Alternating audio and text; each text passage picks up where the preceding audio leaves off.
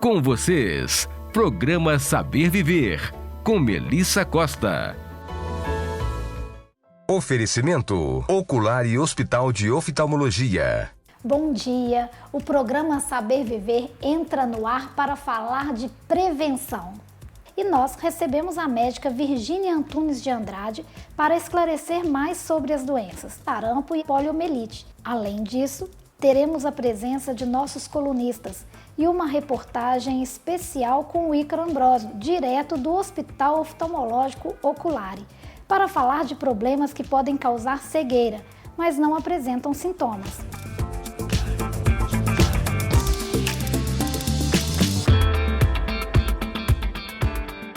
Não saia daí, porque o programa Saber Viver está apenas começando.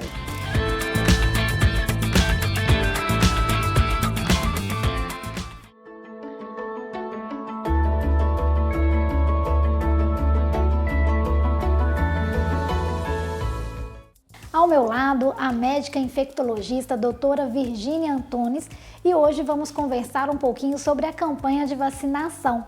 Bom dia, doutora. Bom dia. Doutora, conta pra gente aqui, qual a importância desta campanha?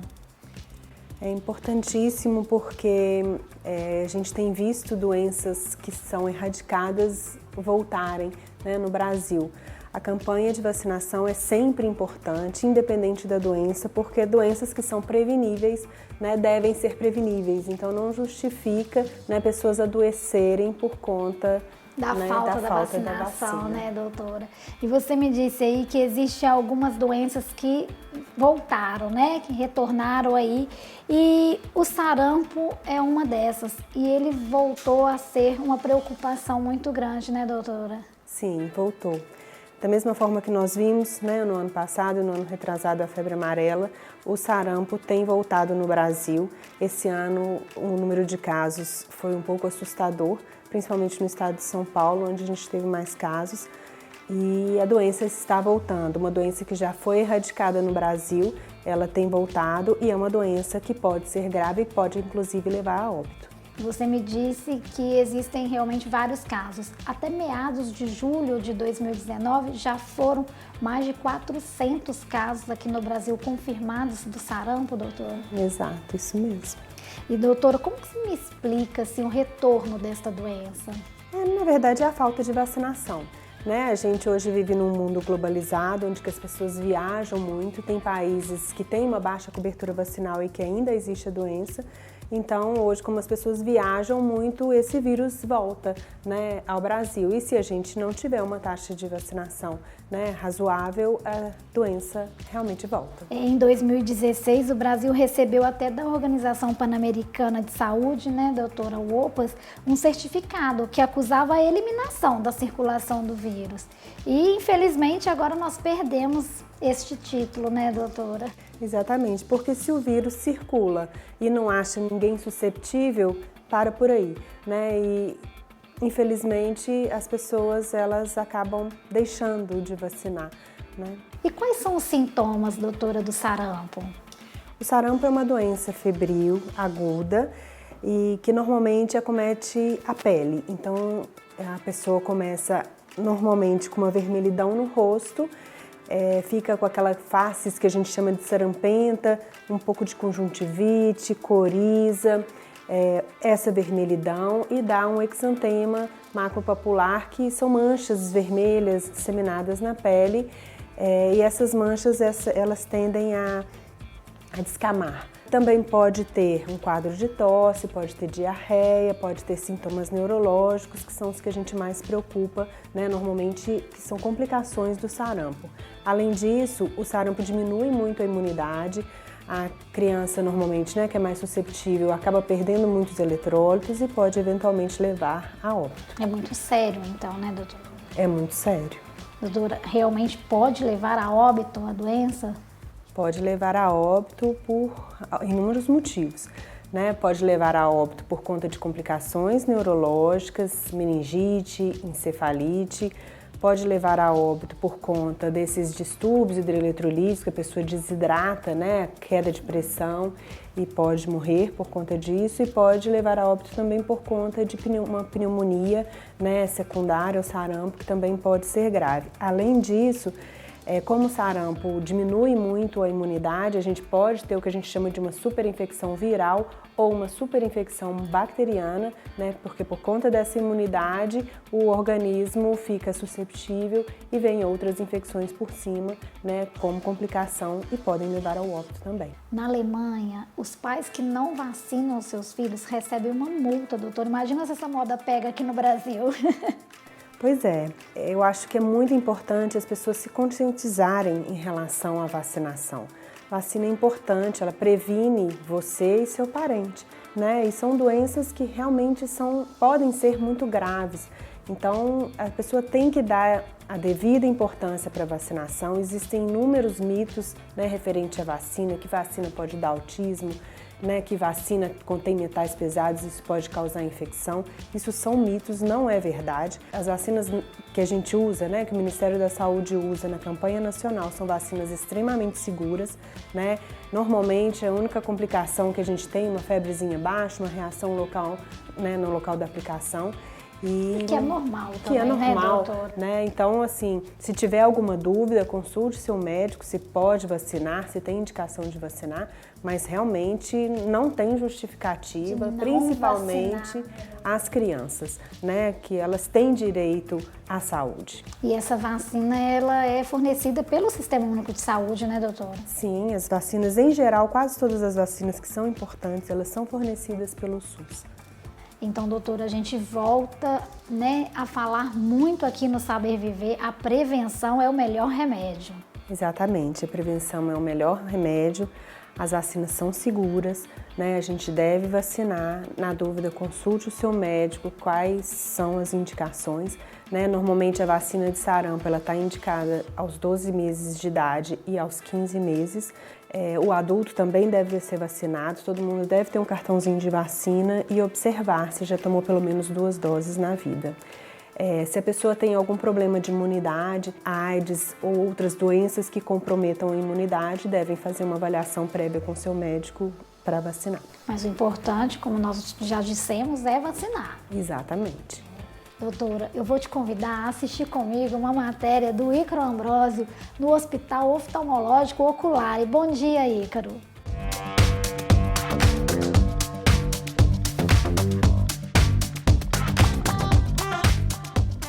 Bom dia, Melissa! Esse assunto de prevenção é realmente muito importante, não é mesmo? E eu também vou falar de doenças que podem ser prevenidas ao longo da vida. Sabe aonde? No olho.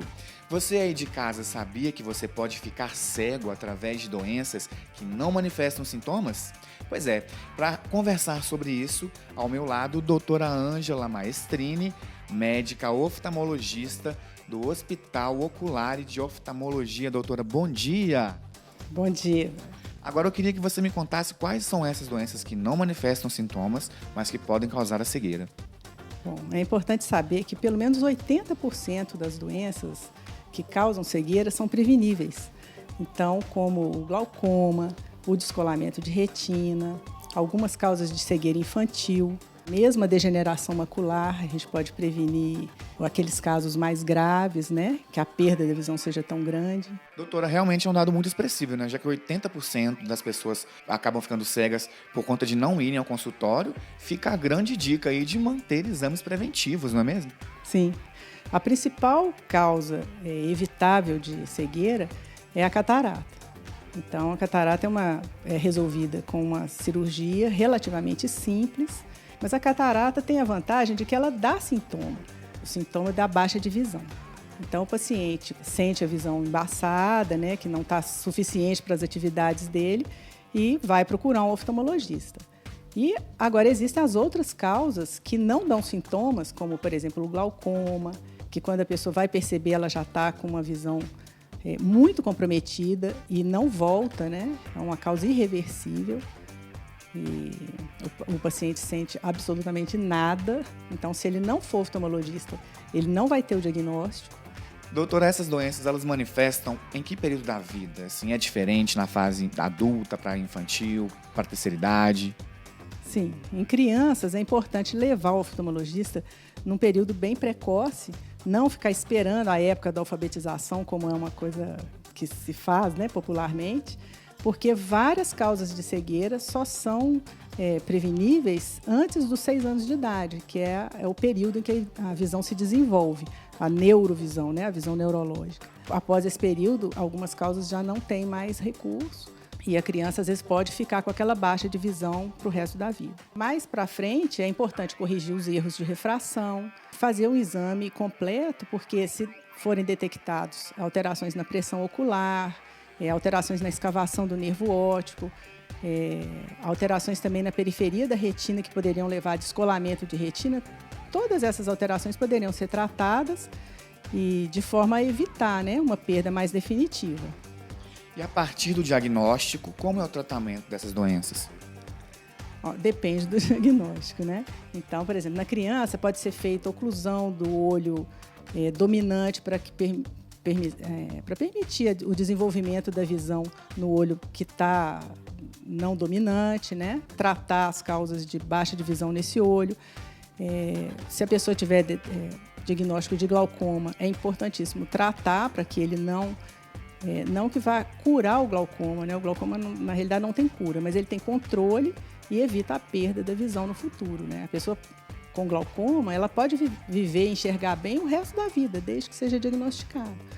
Se a pessoa tiver determinadas doenças, como, por exemplo, o diabetes, que causa retinopatia diabética, também no início a retinopatia não dá sintoma.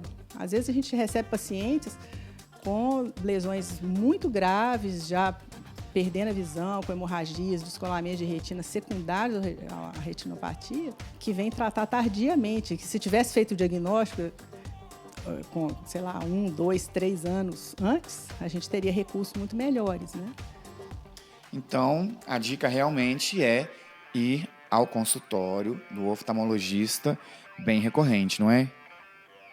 É super importante. Mesmo não tendo qualquer sintoma, é importante a pessoa fazer o exame anual para detectar esses problemas. E se a pessoa tiver algum problema, alguma história familiar, né, de doença na família, como glaucoma, diabetes, descolamento de retina, várias outras causas que têm esse caráter familiar, também é importante ele ir com mais frequência, né? Pois é, pessoal, fica a dica aqui da doutora Ângela. Doutora, eu já vou fazer a minha consulta, tá bom? Tchau, gente, até o próximo.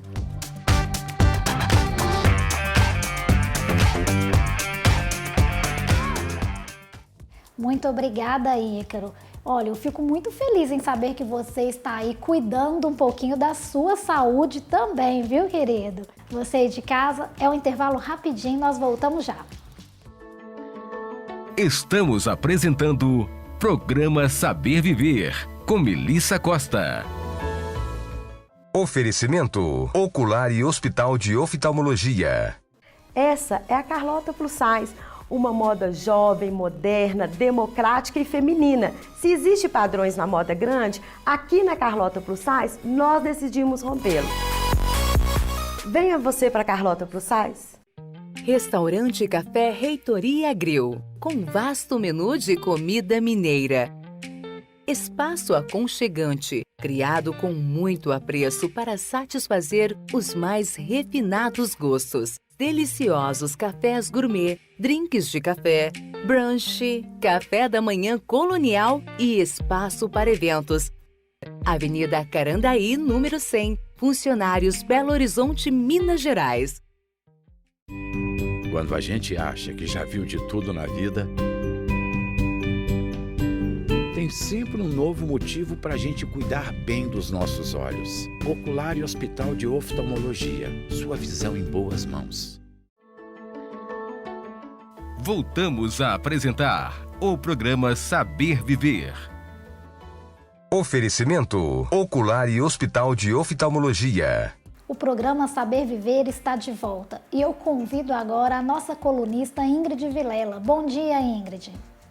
Olá! Começando a série Inteligências Múltiplas, Hoje irei relatar sobre 3 inteligências que envolvem o âmbito social, pessoal e espiritual. Começando pela inteligência intrapessoal, que está relacionado com a capacidade de compreender a si mesmo, entendimento das próprias potencialidades e limitações, que consegue controlar os seus vícios emocionais. Isso está ligado àquela pessoa que possui uma capacidade de compreensão de si mesmo com o potencial conduzido para o autoconhecimento, que por sua vez leva à capacidade de lidar bem com as próprias emoções, enxergando seus pontos fortes e também os que precisam ser desenvolvidos.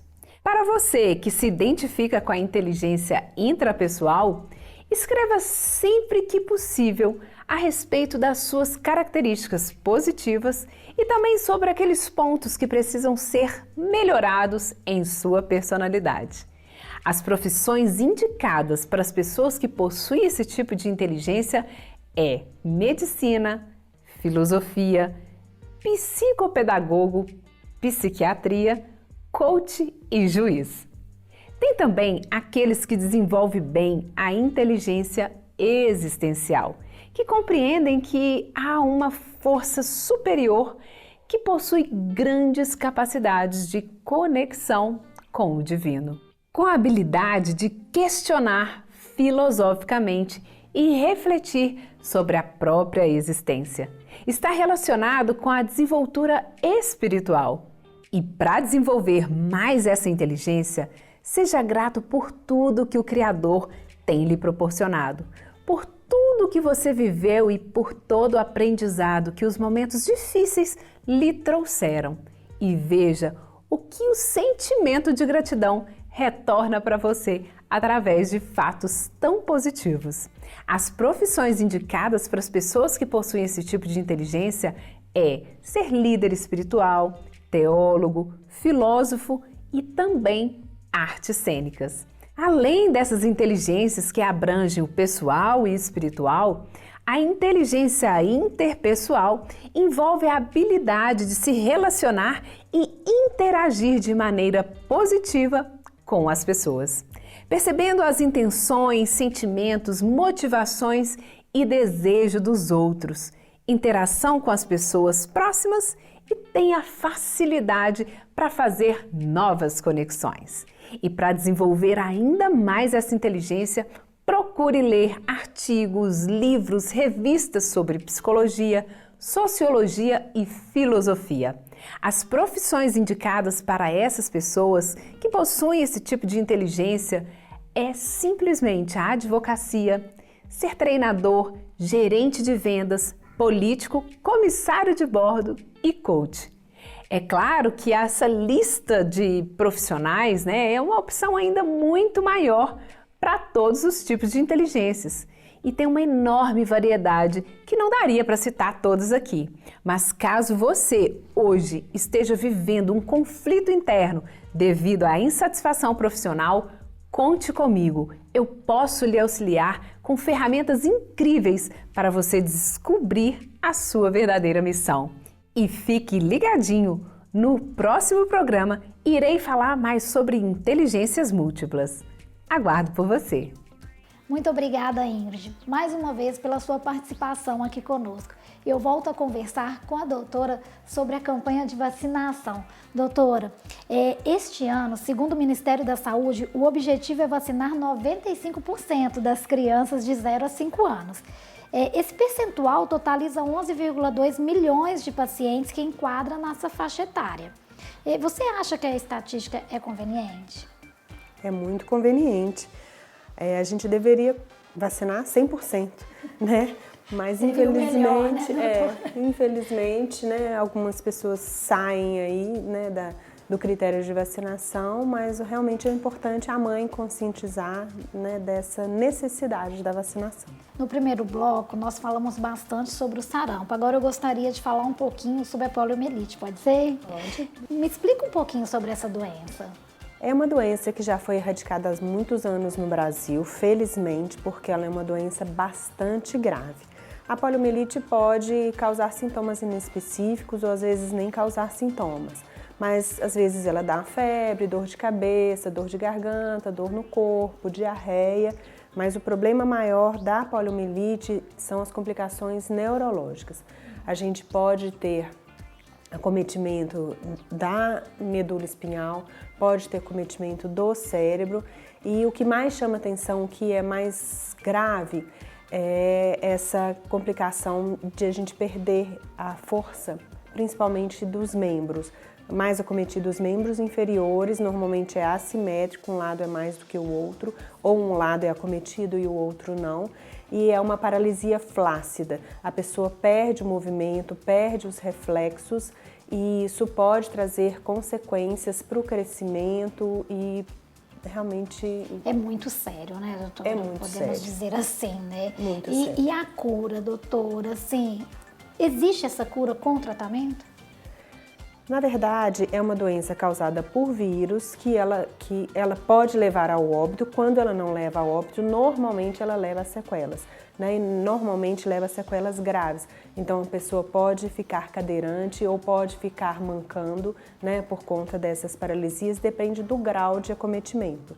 Então, é uma doença que realmente não tem justificativa de não vacinar. Uma curiosidade, doutora, é que o último caso de poliomielite confirmado foi em 1989, numa cidade lá em Paraíba. E é um título a ser aclamado também, não é mesmo? Sim, um título a ser aclamado. Felizmente, não voltou, não tem nenhum caso no Brasil. E a gente espera que mantenha dessa forma. Isso devido também à vacinação, né, doutora? Exatamente, a vacinação, que também se encontra no cartão vacinal da criança, né? Normalmente as crianças vacinam com 2, 4 e 6 meses. Eu ia até te perguntar isso, qual a faixa etária para essa vacinação? Sim, 2, 4 e 6 meses, depois elas recebem mais 2 doses posteriormente, né? Aos 4 anos elas estão com as vacinas completas em relação à poliomielite. Existe sempre campanhas de vacinação contra polio e as crianças podem revacinar, não tem problema, mesmo já tendo vacinado tudo certinho até os 4 anos, ela pode receber a vacina posteriormente também. Vamos para um intervalo comercial rapidinho e na volta eu espero você para continuar este bate-papo com a doutora. Estamos apresentando Programa Saber Viver, com Melissa Costa. Oferecimento Ocular e Hospital de Oftalmologia. Essa é a Carlota Plus Size, uma moda jovem, moderna, democrática e feminina. Se existe padrões na moda grande, aqui na Carlota Plus Size, nós decidimos rompê-lo. Venha você para a Carlota Plus Size. Restaurante Café Reitoria Grill, com vasto menu de comida mineira. Espaço aconchegante, criado com muito apreço para satisfazer os mais refinados gostos. Deliciosos cafés gourmet, drinks de café, brunch, café da manhã colonial e espaço para eventos. Avenida Carandaí, número 100, Funcionários, Belo Horizonte, Minas Gerais. Quando a gente acha que já viu de tudo na vida, tem sempre um novo motivo para a gente cuidar bem dos nossos olhos. Ocular e Hospital de Oftalmologia. Sua visão em boas mãos. Voltamos a apresentar o programa Saber Viver. Oferecimento Ocular e Hospital de Oftalmologia. Estamos de volta com o programa Saber Viver. E eu continuo aqui o nosso bate-papo com a doutora Virgínia, médica infectologista. Doutora, me conta um pouquinho aqui agora. Quais são as doses que os pacientes devem tomar, então? No caso do sarampo, a gente toma 2 doses. No calendário vacinal da criança é aos 12 meses e aos 15 meses de idade. E em relação à poliomielite, você toma aos 2, 4 e 6 meses e depois com dois reforços. Eu gostaria que você fizesse um convite ao nosso telespectador para participar da campanha, viu, doutora? Então, convido todos vocês, né, os pais, as crianças. A vacina da polio é a gotinha. né? Então ela não dói, mesmo que seja uma vacina, né, um pouquinho mais dolorosa. Então é muito importante, são doenças que são extremamente, né, potencialmente graves e a gente precisa mesmo prevenir. Doutora, você falou aí da vacina da poliomielite, que é com as gotinhas. E existem várias campanhas, né, aí sobre o Zé Gotinha, e isso é fundamental até para parar com esse receio da vacinação.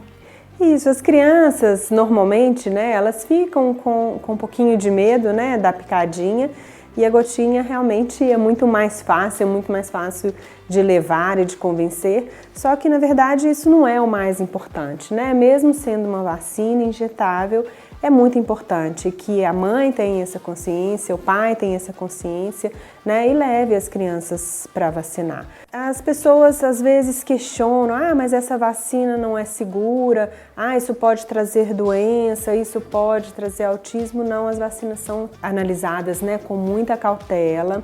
Realmente, para você liberar uma campanha vacinal, incluir uma vacina no calendário vacinal, realmente ela precisa ter toda essa segurança.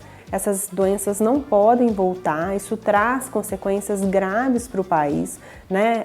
A sequela da poliomielite, por exemplo, pode trazer, né, complicações importantes. Eu gostaria de agradecer imensamente a sua participação aqui conosco no Saber Viver. Muito obrigada, doutora. Você de casa, perdeu algo deste programa? Acompanhe através do nosso canal do YouTube. Até o próximo sábado. Se você tem dicas ou sugestões de reportagem, mande pelo nosso WhatsApp. Eu vou ficando por aqui e você acompanhe agora a coluna Na Palma da Lei com Zanoni Júnior. Tchau! Bom dia, Melissa. Voltamos aqui com a nossa coluna Na Palma da Lei. E a equipe da nova faculdade continua conosco acerca dessa primeira competição mineira de Direito e Processo Penal.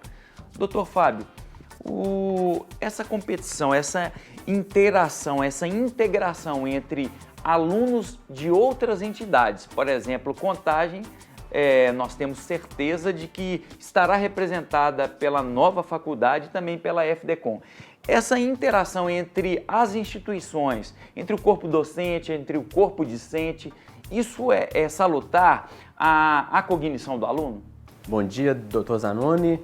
Bom dia ao telespectador.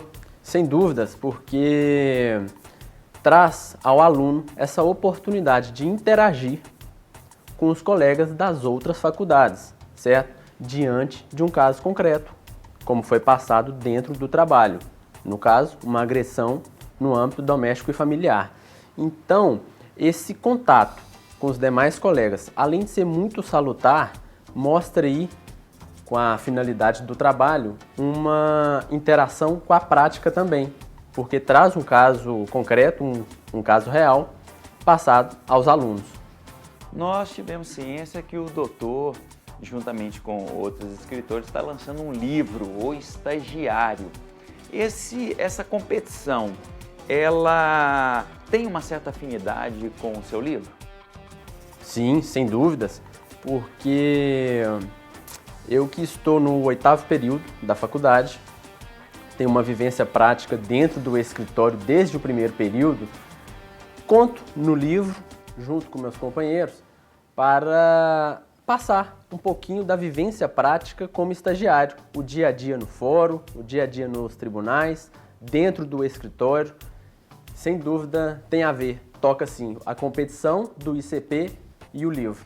Nós podemos dizer que esse livro ele pode servir para o aluno, para o estudante de direito e para aquele que está querendo ingressar na carreira jurídica como uma bússola?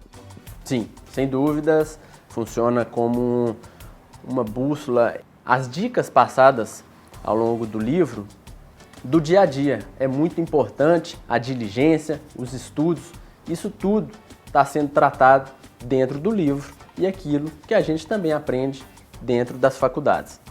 Tá aí, O Estagiário, novo livro do Dr. Fábio Rodrigues.